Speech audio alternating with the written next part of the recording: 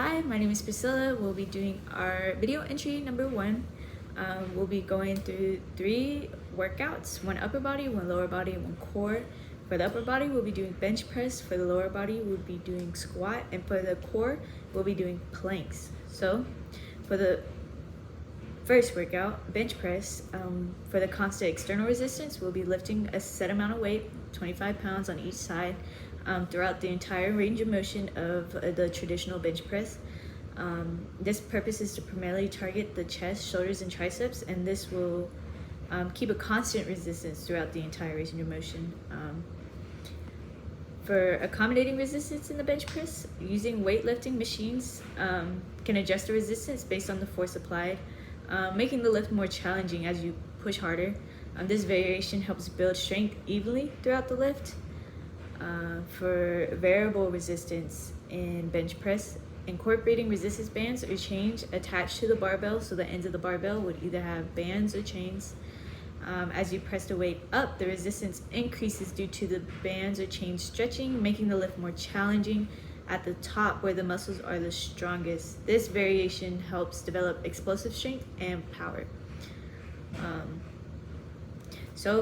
A little summary of bench press. Constant resistance focuses on building strength evenly throughout the movement, so during that range of motion the weight does not change.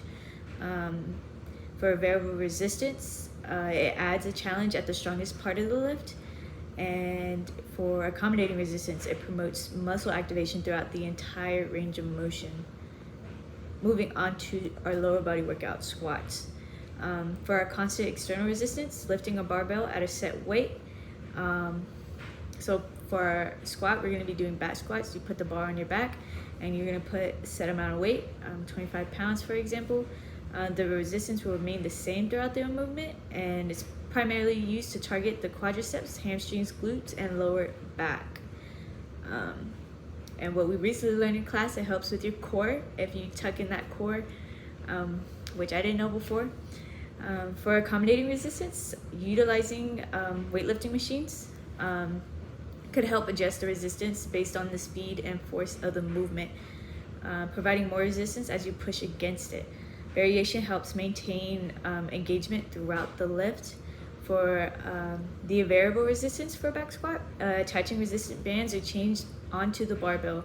So as you squat down, the bands or chain will unstretch, so meaning as the rubber band becomes loose, it's like less resistance, adding more resistance at the point where the muscles are most engaged, which is on top of the squat.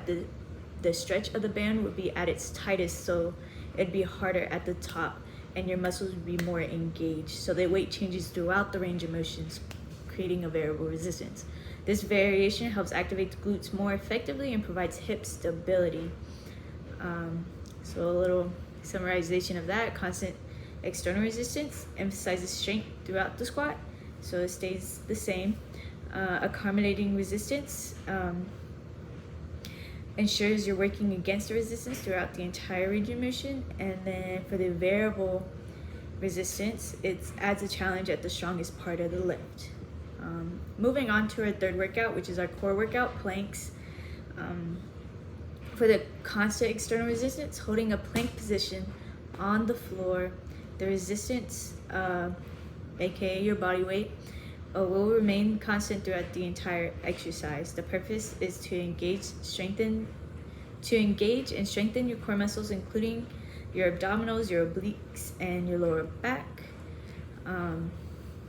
For accommodating resistance, placing a weight on your back or a weight vest, this adds an extra load to the core muscles, making the exercise more challenging and promoting greater strength and endurance gains.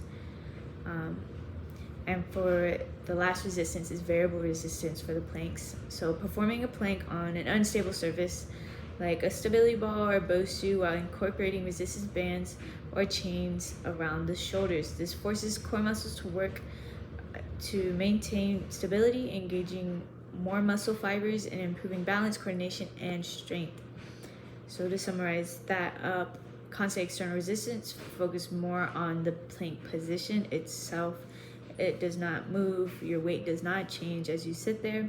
Accommodating resistance adds a challenge by engaging additional muscles to maintain that weight up.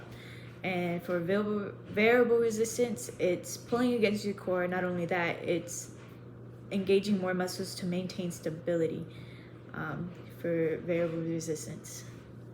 And that is 5 minutes.